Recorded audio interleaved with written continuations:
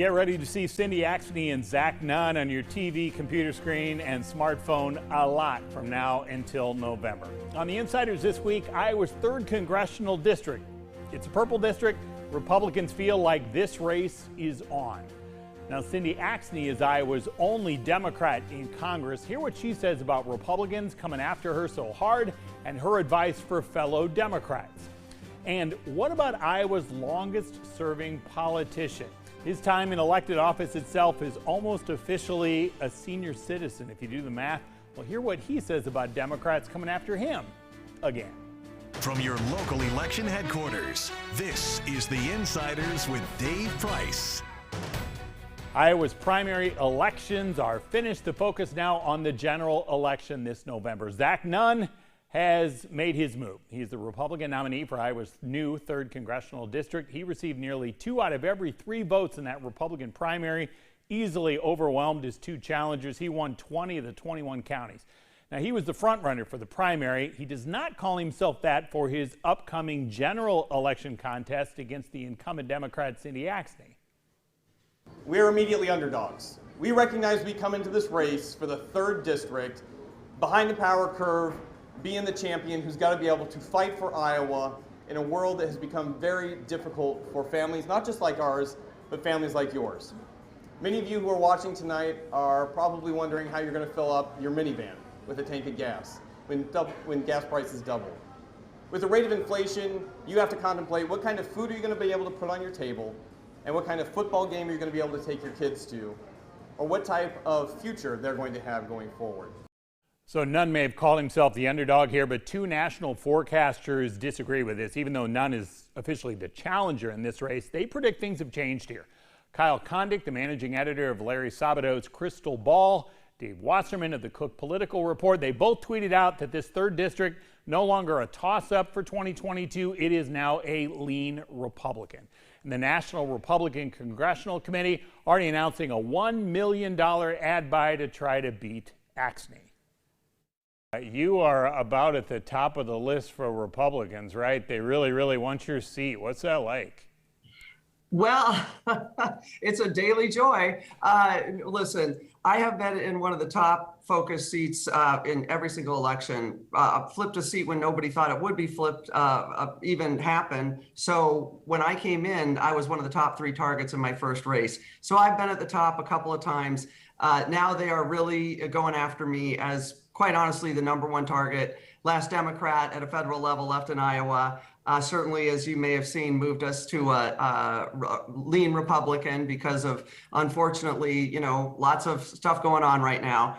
But I'm ready for it. I'm battle tested. I have always been out there working for Iowans and bringing home the goods to make sure that their lives for their families can be better and their kids can have more opportunity. And that's proven in the work that I've done. And that's one thing that I'll be bringing to the table is all of the good bills I've written, whether it's to lower the cost of prescription drugs, or to make sure that every voter has a voice, or to protect rural entrepreneurs. I could go on and on. Surprise medical billing. These are things that have really helped Iowa families, and I'm happy to be able to run on those issues. So Republicans have already been pushing some of these, right?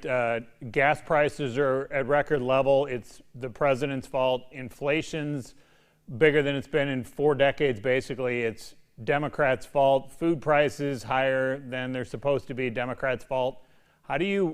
What is your messaging for all of that, and how do you propose solutions? What's going to make this stuff better? Sure. Well, the unfortunate thing is that when the Republicans don't have anything good to run on, so what they're running on are narratives that they believe will scare people. Some of it's incredibly misleading. And certainly some of it isn't even remotely the president's fault or anything in Congress. Let's talk gas prices that are controlled definitely by OPEC. Certainly having Russia out of the picture of production as it has invaded Ukraine has amplified the issues with the cost at the pump. And of course, with COVID, we saw supply chain issues all across the world, and they're continuing in every single country. And of course, we're working on that. So what I'll be bringing to the table are the facts of how I'm trying to fix this issue for the short term and the long term, because we got here because of long-term decisions that were made by previous elected officials that offshore jobs because of tax policy, and left us, quite honestly, in a rough spot when it came to something like the pandemic. So I'm going to be running on my 7-point supply chain agenda, which pieces of it right now are being conferenced to put together a bill for the president to sign off on that'll hit the ocean shipping reform issues that we were facing to make sure our goods can get out of port. Drive Safe Act to make sure that we have more drivers on the road to move our goods from location to location.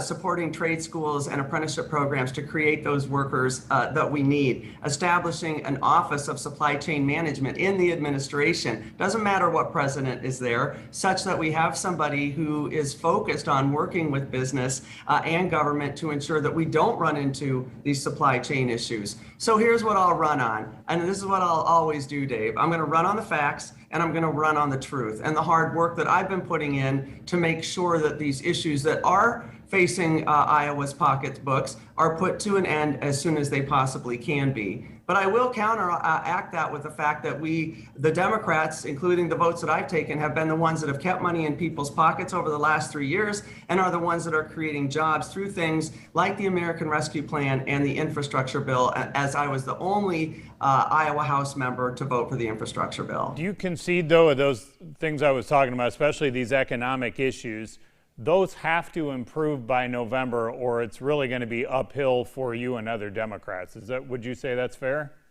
Oh, it would be great if those would improve by fall, because absolutely, people, listen, people are busy. People are taking care of a lot of things. They're concerned about what's happening to their pocketbook. And they're concerned about being able to afford things that their family needs. So these will always be a key priority. Most people vote on the economy. So yes, I would hope that we can see some changes by then.